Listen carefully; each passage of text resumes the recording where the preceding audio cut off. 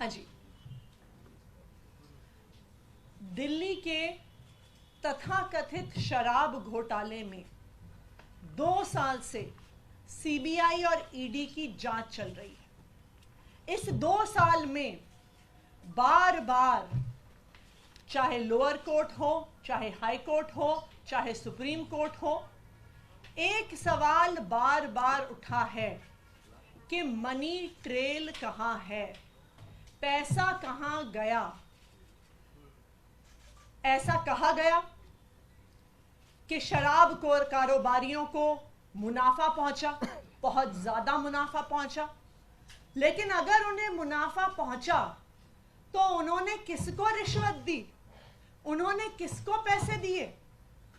क्योंकि 2 साल की जांच के बाद, सैकड़ों रेड के बाद, हजारों लोगों को क्वेश्चन करने के बाद आम आदमी पार्टी के किसी भी नेता, किसी भी मंत्री, किसी भी कार्यकर्ता के पास से 1 रुपए की भी प्रोसीड्स ऑफ क्राइम की रिकवरी नहीं हुई।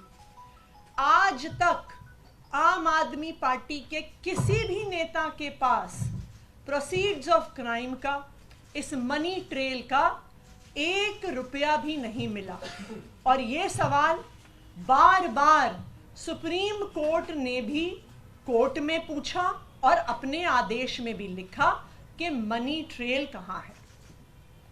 अरविंद केजरीवाल जी को 2 दिन पहले इसी तथाकथित शराब घोटाले के तहत गिरफ्तार किया गया। अरविंद केजरीवाल जी की गिरफ्तारी सिर्फ एक व्यक्ति के बयान के आधार पर है। यह व्यक्ति कौन है? इस व्यक्ति का नाम है शरत चंद्र रेड्डी। शरत चंद्र रेड्डी औरोबिंदो फार्मा करके एक बहुत बड़ी दवाइयां बनाने की कंपनियों के मालिक हैं। इनके पास कई और कंपनियां भी हैं, जिसमें से 2 प्रमुख कंपनियां हैं, एपीएल हेल्थकेयर और यूजिया फार्मा। शरत चंद्र रेड्डी जी को भी दिल्ली की एक्साइज पॉलिसी में शराब के कुछ दुकानें मिली, उनको कुछ जोन मिले। शरत चंद्र रेड्डी को 9 नवंबर 2022 को क्वेश्चनिंग के लिए बुलाया गया और शरत चंद्र रेड्डी ने साफ साफ कह दिया कि मैं कभी अरविंद केजरीवाल से मिला नहीं, मेरी उनसे कोई बात नहीं हुई, मेरा आम आदमी पार्टी से कोई लेन देन नहीं है। जैसे ही उन्होंने कहा कि मैं अरविंद केजरीवाल से मिला नहीं, उनको तुरंत अगले दिन ईडी द्वारा गिरफ्तार कर लिया गया। कई महीने जेल में रहने के बाद एक दिन शरद रेड्डी जी ने अपना बयान बदल लिया। शरद रेड्डी जी कहते हैं कि मैं अरविंद केजरीवाल जी से मिला भी। शरद रेड्डी जी कहते हैं कि मेरी उनसे शराब घोटाले पे बात भी हुई। और जैसे ही शरद रेड्डी ये कहते हैं, उनको जमानत भी मिल जाती है ईडी के द्वारा। लेकिन ये तो सिर्फ बयान है। पैसा कहां है? मनी ट्रेल कहां है? क्योंकि बीजेपी और उनका राइट हैंड इन्फोर्समेंट डायरेक्टरेट तो बार बार कह रहे हैं कि शराब घोटाले में पैसा बना और शराब के दुकानदारों ने इस पैसे को भ्रष्टाचार में, इस पैसे को रिश्वत के तौर पे दिया। लेकिन ये तो शरत चंद्र रेड्डी का सिर्फ बयान है, जिसके आधार पर अरविंद केजरीवाल को गिरफ्तार किया गया है। मनी ट्रेल कहां है? मैं बताती हूं आपको कि मनी ट्रेल कहां है। ये है मनी ट्रेल। शरत चंद्र रेड्डी की कंपनियों द्वारा दिया गया इलेक्टोरल बॉन्ड्स में भारतीय जनता पार्टी के बैंक अकाउंट में पैसा। आज ये मनी ट्रेल पूरे देश के सामने आ गई है कि शरत चंद्र रेड्डी, औरोबिंदो फार्मा का मालिक, एपीएल हेल्थकेयर का मालिक, यूजिया फार्मा का मालिक, शराब का कारोबारी, उसने 4.5 करोड़ रुपए के इलेक्टोरल बॉन्ड्स दिए एक्साइज पॉलिसी के बनने के दौरान भारतीय जनता पार्टी को। उसके बाद गिरफ्तार होने के बाद 55 करोड़ रुपए के इलेक्टोरल बॉन्ड्स दिए भारतीय जनता पार्टी को। तो जिस मनी ट्रेल की पिछले 2 साल से तलाश हो रही थी, आज वो मनी ट्रेल सामने आ गई है कि आखिरकार शराब के कारोबारियों ने पैसा किसको दिया, पैसा कहां गया और पैसा कब गया। तो अब मैं प्रधानमंत्री नरेंद्र मोदी जी को चैलेंज कर रही हूं, मैं उनके राइट हैंड इन्फोर्समेंट डायरेक्टरेट को चैलेंज कर रही हूं कि आज शराब घोटाले की मनी ट्रेल मिल गई है। सारा पैसा भारतीय जनता पार्टी के बैंक अकाउंट में गया है। तो enforcement directorate Bharatiya Janata party को आरोपी बनाए और enforcement directorate Bharatiya Janata party के राष्ट्रीय अध्यक्ष जेपी नड्डा को गिरफ्तार करे, क्योंकि अब पहली बार एक्साइज पॉलिसी के मामले में आधिकारिक मनी ट्रेल सामने आ गया है और यह मनी ट्रेल सीधा शराब के कारोबारियों से भारतीय जनता पार्टी के बैंक अकाउंट में गया है। अब मैं चाहूंगी कि सौरभ भारद्वाज जी और डिटेल में इस बात को रखें। नमस्कार साथियों, जब से इलेक्टोरल बॉन्ड के बारे में सुप्रीम कोर्ट में चर्चा हुई, सब लोगों के सामने है कि भारतीय जनता पार्टी, केंद्र सरकार, एसबीआई, इलेक्शन कमीशन सब कोशिश कर रहे थे इलेक्टोरल बॉन्ड किस कंपनी ने किस पार्टी को दिया, ये जांच जो है ये सुप्रीम कोर्ट ना करे और ये डिटेल्स बाहर ना आए। मगर जब से ये डिटेल्स बाहर आई हैं, बहुत serious questions Bharatiya Janata party से उठते हैं और मैं आपको डेट वाइज बताऊंगा ताकि हर एक साधारण आदमी को समझ में आ जाए कब कहा गया कि औरबिंदो फार्मेसी और उसके डायरेक्टर मनी लॉन्ड्रिंग कर रहे हैं। मनी लॉन्ड्रिंग कर रहे हैं का मतलब तो भ्रष्टाचार कर रहे हैं। ईडी कह रही है कि वो भ्रष्टाचार कर रहे हैं। जो कंपनी मनी लॉन्ड्रिंग कर रही है या जो आदमी मनी लॉन्ड्रिंग कर रहा है, आपकी ईडी उसको छापा मार रही है, आपकी ईडी उसको गिरफ्तार कर रही है, वो कंपनी आपको चंदा दे रही है। और 1-2 नहीं, 59.5 करोड़, 59.5 करोड़ रुपए का चंदा भारतीय जनता पार्टी ने लिया है। उनके अकाउंट से इनके अकाउंट में आया है, सबूत है। सुनिए,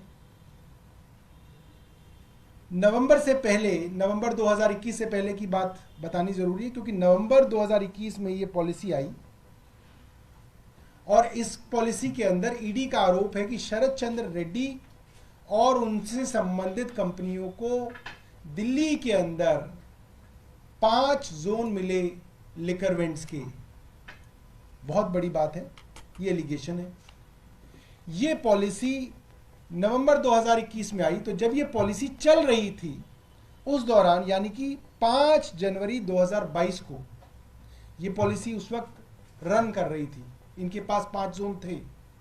उस दौरान औरबिंदो फार्मा ने 3 करोड़ के बॉन्ड खरीदे और उसके कुछ दिनों में बीजेपी ने वो बॉन्ड इनकैश करा लिए। अभी सबूत आ गए हैं कि भारतीय जनता पार्टी ने ये पैसा ले लिया है। उसके कुछ दिनों बाद जुलाई में औरबिंदो फार्मा ने 1.5 करोड़ रुपए के बॉन्ड खरीदे। जुलाई 2022 में ही बीजेपी ने वो बॉन्ड इनकैश करा लिए। औरबिंदो फार्मा का पैसा आ गया। अभी तक औरबिंदो फार्मा के ऊपर कोई मुकदमा नहीं चला है, ठीक है। अब इसके बाद आते हैं नवंबर में। अब आपको मालूम ही है कि जुलाई के अंदर ये पॉलिसी 2022 में वापस आ गई। सरकार ने वो पॉलिसी वापस ले ली और ये बात होने लगी, सब जगह मुकदमे दर्ज होने लगे। सीबीआई के मुकदमे दर्ज हो गया कि ये जो कंपनियां हैं ये अब रडार में हैं, इनके ऊपर जांच चल रही है। अब आप सुनिए कि 9 नवंबर को 2022 ईडी शरद चंद्र रेड्डी को बुलाती है। शरद चंद्र रेड्डी कहते हैं कि मैं अरविंद केजरीवाल से कभी नहीं मिला, कोई पैसे का कोई लेन देन नहीं है, कोई सवाल ही नहीं उठता। अगले दिन 10 नवंबर 2022 को शरद चंद्र रेड्डी को ईडी गिरफ्तार कर लेती है। अब सुनिए, ईडी की गिरफ्त में है शरद चंद्र रेड्डी, गिरफ्तार हो चुके हैं। 10 नवंबर 2022 को गिरफ्तार हुए हैं। 15 नवंबर 2022 को औरबिंदो फार्मा 5 करोड़ रुपए के बॉन्ड खरीद के बीजेपी को देता है। अब ये साफ है, आपके पास वो आदमी है, उसका डायरेक्टर आपके पास अंदर है जेल में, पीएमएलए में, मनी लॉन्ड्रिंग में, उसके पिताजी की कंपनी है, आपने 5 करोड़ रुपए उस कंपनी से भारतीय जनता पार्टी ने बॉन्ड में ले लिए। अब आगे सुनिए, ये भी इनकैश करा लिए गए। इसके बाद 6 जनवरी 2023, इस वक्त शरद चंद्र रेड्डी जेल में है, 5 करोड़ रुपए देने के बाद भी जेल में है। शरद चंद्र रेड्डी से दोबारा से पूछा गया, चार्जशीट दायर की गई। चार्जशीट के अंदर ईडी ने कहा कि शरद चंद्र रेड्डी ने माना नहीं है, मगर ईडी कह रही है कि यह किंगपिन है। जो कल अरविंद केजरीवाल जी को किंगपिन बताया जा रहा था, वो 6 जनवरी 2023 में शरद चंद्र रेड्डी थे, उनको किंगपिन बताया गया और उनके खिलाफ चार्जशीट दायर कर दी गई और बताया गया ये सबसे बड़े बेनिफिशियरी हैं। जैसे कल अरविंद केजरीवाल जी को बताया कि ये किंगपिन भी है और बेनिफिशियरी भी है, ये शरद चंद्र रेड्डी थे 1 साल पहले। अब फिर जनवरी 2020 में जब इनकी बेल की सुनवाई शरद चंद्र रेड्डी की हो रही थी, अभी वो जेल में ही है, तो उन्होंने ईडी पे आरोप लगाया कि ईडी के लोग उनके ऊपर फोर्स का इस्तेमाल करके, बल का इस्तेमाल करके उनसे झूठी स्टेटमेंट लेना चाहते हैं और उनके एम्प्लॉयज को भी डराया धमकाया जा रहा है। ये हमारा नहीं, शरद चंद्र रेड्डी का अपनी बेल के अंदर स्टेटमेंट है कि मुझको दबाव डाला जा रहा है कि जो ईडी कह रही है प्री डिक्टेटेड स्टेटमेंट मैं दूं। ये जनवरी 20, 2023 की बात है। अब 6 महीने बीतते हैं, आदमी जेल के अंदर सड़ रहा है, करोड़पति बाप का बेटा, कई बड़ी बड़ी कंपनियों का मालिक जेल में चक्की पीसेंगे। अप्रैल आ गया, अप्रैल के अंदर अब आप देखिए क्या होता है। अप्रैल के अंदर करीब 6 महीने बाद शरद चंद्र रेड्डी स्टेटमेंट दे देते हैं कि हाँ मैंने 100 करोड़ रुपए दिए। 6 महीने बाद, कई बार स्टेटमेंट देने के बाद ये उन्होंने स्टेटमेंट दी। उसके बाद मई में ये मामला हाई कोर्ट जाता है। अब उन्होंने जो ईडी उनके ऊपर दबाव डाल रही थी कहने के लिए, जो कि उन्होंने ही बताया, वो उन्होंने आखिरकार कह दिया। उन्होंने ये बात आखिरकार कह दी अप्रैल 2023 में। अब मई आ गया, मई में उनकी एप्लीकेशन अब हाई कोर्ट के अंदर लगी कि मेरी पीठ में बहुत दर्द चल रहा है। ईडी ने कहा हाँ साहब इनके पीठ में बहुत दर्द है, लिहाजा इनको बेल दे दी जाए।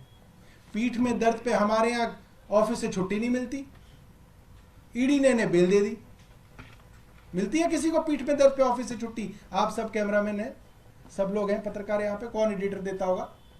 ईडी ने इनको बेल दे दी 8 मई 2023 को।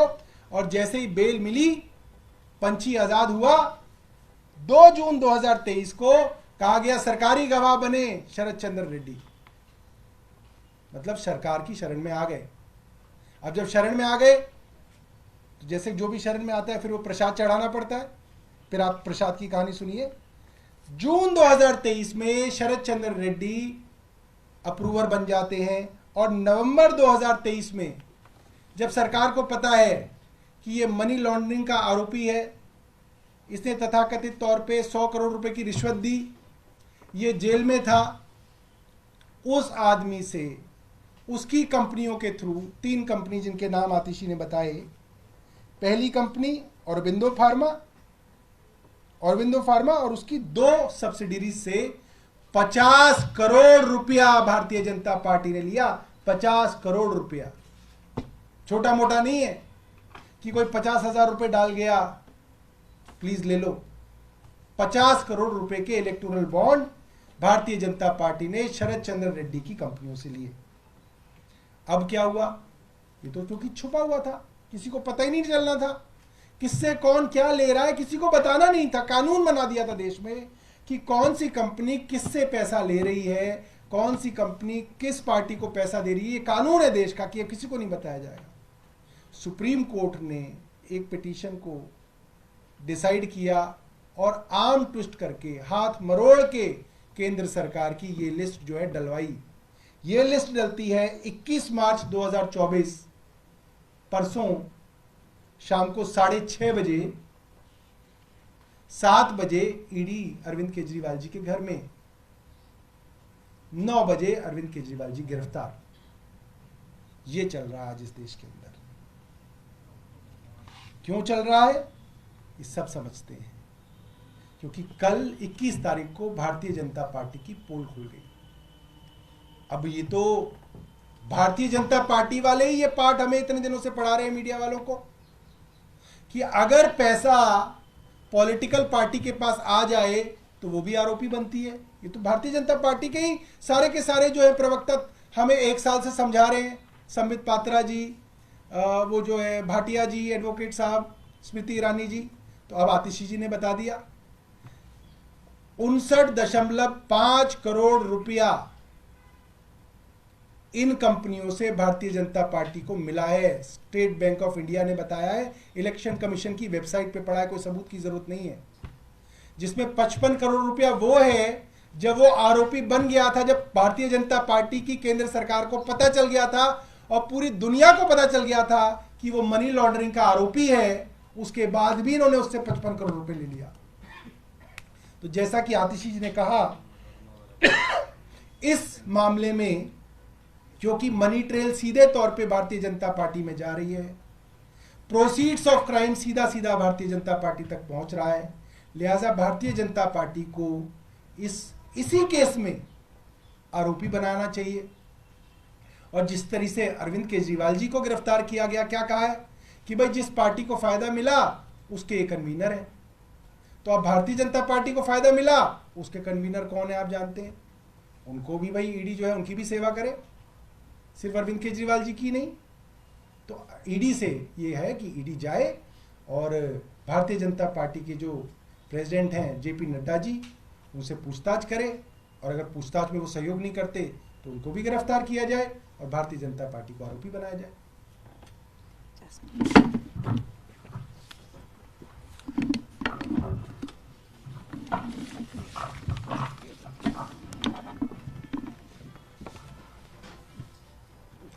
आज जो गंभीर तथ्य और प्रूफ, मैं ये एलिगेशन की नहीं बात कर रहा, आज जो प्रूफ देश के जनता के सामने जो बाहर आया है, इससे ये साबित हो गया है कि शायद भारत के इतिहास का सबसे बड़ा पॉलिटिकल स्कैम बीजेपी ने किया है। इतना खुलेआम, इतना open and shut case of political corruption शायद ही भारत के इतिहास में कभी प्रूव किया होगा, जो आज आम आदमी पार्टी ने इस प्रेस वार्ता के माध्यम से प्रूव किया है। सारे तथ्य देश की जनता के सामने रखे हैं। भाजपा पिछले 2 साल से क्या कहती आ रही है, ये तो कानून के तहत ये सारी चीजें हो रही है, कानून सबके लिए समान होता है, आम आदमी पार्टी कानून के हिसाब से चले।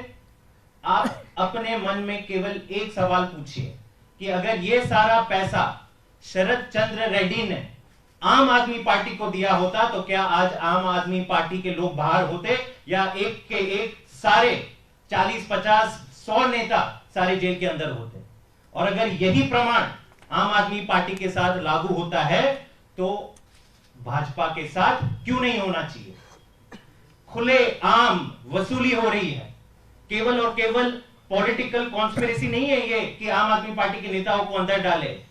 एक तीर से 2 निशाने हैं यहां पर, यह समझने वाली बात है। भाजपा ने शरद चंद्र रेड्डी को सबसे पहले ईडी के माध्यम से पकड़ा। इनकी ईडी की चार्जशीट खुद कहती है कि शरद चंद्र रेड्डी सबसे बड़े किंगपिन और बेनिफिशियरी है इस कथित शराब घोटाले के, और चंद ही महीनों में जो सबसे बड़ा किंगपिन है वो स्टार अप्रूवर बन जाता है, इस केस का प्राइम विटनेस बन जाता है, और उसके चंद महीनों बाद कुल 12 महीनों के अंदर जो करीबन 60 करोड़ की वसूली हुई, तो मतलब भाजपा का स्टार डोनर भी वही शरद चंद्र रेड्डी बन जाता है। ये सबसे इंपॉर्टेंट चीज है कि, और भाजपा को कभी भी ये संदेह नहीं था कि ये चीज बाहर आएगी। ये तो भगवान की कृपा है कि सुप्रीम कोर्ट के माध्यम से ये सारी चीजें बाहर आई, और ये बाहर नहीं आने वाली थी। आप ये मान के चलिए कि केवल यहां पे मनी लॉन्ड्रिंग का पैसा भाजपा तक नहीं पहुंचा है, इस मनी लॉन्ड्रिंग के ट्रेल को छुपाने की भी हर संभव प्रयास किया गया। एसबीआई भाजपा के पीछे खड़ी हो गई, देश का finance secretary, finance department, finance minister, RBI, election commission of India, तमाम एजेंसियां भाजपा के पीछे खड़ी हो गई कि नहीं साहब, हम इलेक्टोरल बॉन्ड का डेटा तो बाहर नहीं आने देंगे। लेकिन भगवान की कृपा थी कि आज भाजपा के ये काले करतूत, भाजपा का ये पाप देश की जनता के सामने आ गया। अब ये ओपन एंड शट केस है, इसके बाद कुछ नहीं बचता। देश के सामने आज भाजपा बेनकाब हो गई है कि आप कैसे केवल और केवल एक नकली मुकदमे में आपने अरविंद केजरीवाल जी को बंद किया है, और उसके सामने, उनके सामने जो एक प्राइम विटनेस का स्टेटमेंट आपने कोर्ट के सामने कल जो रखा, जिसके आधार पे इनकी रिमांड की एप्लीकेशन आपने दर्ज करी, वो प्राइम विटनेस और कोई नहीं है, भाजपा का प्राइम डोनर है। धन्यवाद।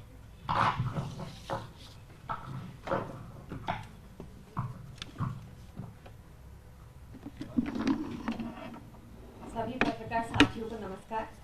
Almost everything has been said before me by our Minister Atishi ji, Saurabh ji and Jasmine Shah ji.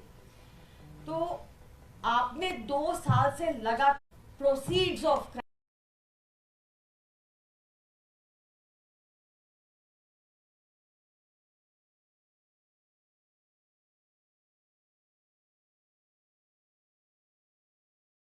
जो हमारे केस में कहीं भी नहीं था, फिर भी भाजपा के प्रवक्ता लगातार आकर बार बार बोल रहे थे कि प्रथम दृष्टिया हमारे खिलाफ सबूत है। बार बार आकर बोल रहे थे कि एक साउथ लॉबी है जिसको पैसा दिया गया। अब जैसा सौरभ भाई ने और आतिशी जी ने और जैस्मिन शाह जी ने मुझसे पहले बताया, पूरी डेट्स के साथ बताया कि कैसे भाजपा ने लगातार चंदा लिया ये शरद चंद्र रेड्डी से, जो साउथ लॉबी माना जाता था, जिसके जो अप्रूवर बन गए केस में, जिसकी गवाही पर अरविंद केजरीवाल जी को 6 दिन की रिमांड पर भेजा गया। उस अप्रूवर ने लगातार भाजपा को चंदा दिया इलेक्टोरल बॉन्ड से, और इस इंफॉर्मेशन को बाहर आने के लिए पुरजोर ताकत लगा दी हमारी सारी इंस्टीट्यूशंस ने, हमारी सारी भाजपा ने, और बहुत ज्यादा कड़ा परिश्रम लगा, बहुत सख्ती का रुख अपनाया सुप्रीम कोर्ट ने, बहुत दूरदर्शिता दिखाई कि कहा कि इन सारे इलेक्टोरल बॉन्ड्स की इंफॉर्मेशन को सार्वजनिक करना होगा, जो रिसेंटली हुआ, जो अभी भी पूरी तरह से नहीं आया। 2019 के पहले वाला डाटा आज तक मिसिंग है। प्रथम दृष्टिया जो भाजपा को हमारे केस में दिख रहा था, वो फाइनल दृष्टिया अब आपको दिख जाएगा शरद चंद्र रेड्डी के केस में, जिन्होंने मोटे चंदे देकर भाजपा को बेल भी प्रोक्योर की, अप्रूवर भी बने। ईडी ने भी हाई कोर्ट में उनकी बेल पर कोई आपत्ति नहीं जताई, और ये बहुत बड़ी बात है। आपने देखा होगा ईडी कैसे बड़े बड़े मामलों में आप बार बार अपोज करती है बिल को, और उनकी ऑपोजिशन की वजह से बेल नहीं ग्रांट हो सकती, क्योंकि पीएमएलए की प्रोविजंस इतनी स्ट्रिंजेंट है। बट ईडी ने इस केस में बैक पेन पर ही, लोअर बैक पेन पर ही रेगुलर बेल दे दी। ये हमने लगातार देखा कि ईडी ने 2 साल तक जो भूमिका बनाई, उसमें आज तक भी चवन्नी की रिकवरी नहीं हो पाई है, और अब इतना डाटा सार्वजनिक होने के बाद ये जरूरी हो जाता है, सिर्फ एक व्यक्ति के लिए नहीं, सिर्फ एक पॉलिटिकल पार्टी के लिए नहीं, देश के लोकतंत्र को बचाने के लिए, देश के संविधान को बचाने के लिए, और भाजपा को अकाउंटेबल करने के लिए कि आप सबकी भूमिका की भी बहुत अहम आवश्यकता है। इस टाइम पर बहुत जरूरी है कि मीडिया भी आसानी से जाने ना दे भाजपा को, और उनसे अकाउंटेबिलिटी मांगे कि कैसे ये साउथ लॉबी लगातार भाजपा को चंदा देती रही, और कैसे साउथ लॉबी की किंग पिन को, जिनको उन्होंने किंग पिन बुलाया, उनको रेगुलर बेल मिल गई एक ऐसे मामले में जहां पर साफ तौर पे पुख्ता सबूत है कि चंदा भाजपा को दिया गया, और कैसे हमारे नेता आज तक जेल के अंदर है जबकि एक चवन्नी की रिकवरी भी नहीं हुई। तो मेरी मीडिया फ्रेंड से गुजारिश है, प्लीज इसको बहुत अग्रेसिवली परसू कीजिए, इंश्योर कीजिए कि सारी इंफॉर्मेशन बाहर निकले, इंश्योर कीजिए कि भाजपा आरोपी बने इस एक्साइज पॉलिसी स्कैम में, क्योंकि सारा चंदा भाजपा को ही गया। इंश्योर कीजिए कि हमारी डेमोक्रेसी, हमारा लोकतंत्र, हमारे इंस्टीट्यूशंस प्रोटेक्टेड रहे और अकाउंटेबल रहे। Thank you. जिन 59 करोड़ रुपए की आपको बात शरद दी गई, उसमें से 5 करोड़ रुपए गिरफ्तारी के महज 5 दिन बाद दी गई। उसके बाद वो अप्रूवर बनते हैं, अप्रूवर बनने के बाद एक मोटी रकम भाजपा देते हैं। क्या यह माना जाए राहत या जमानत पाने की रिश्वत दी गई थी? देखिए, हम तो इन्वेस्टिगेटिंग एजेंसी नहीं है, लेकिन जो प्रूफ सामने आया है ये साफ दिखा देता है कि मनी ट्रेल कहाँ जा रही है। अभी तक पूरे एक्साइज पॉलिसी के इन्वेस्टिगेशन में बयान ही बयान थे, बयान ही बयान थे कि किसी ने एक बयान दिया, किसी ने दूसरा बयान दिया, किसी की कनपट्टी पे थप्पड़ मार दिया, उसने एक बयान दे दिया। लेकिन आज पहली बार मनी ट्रेल का प्रमाण सामने आ गया है और साउथ लॉबी की शराब कारोबारियों का पैसा भारतीय जनता पार्टी के बैंक अकाउंट में गया है। ये बयान नहीं है, ये प्रमाण है, ये मनी ट्रेल है, ये प्रोसीड्स ऑफ क्राइम है जो भारतीय जनता पार्टी के बैंक अकाउंट में गया है। ये ओपन एंड शट केस है और अब भारतीय जनता पार्टी को एक्साइज पॉलिसी इन्वेस्टिगेशन में आरोपी बनाना चाहिए ईडी को, और उनके राष्ट्रीय अध्यक्ष जेपी नड्डा जी को तुरंत गिरफ्तार करना चाहिए।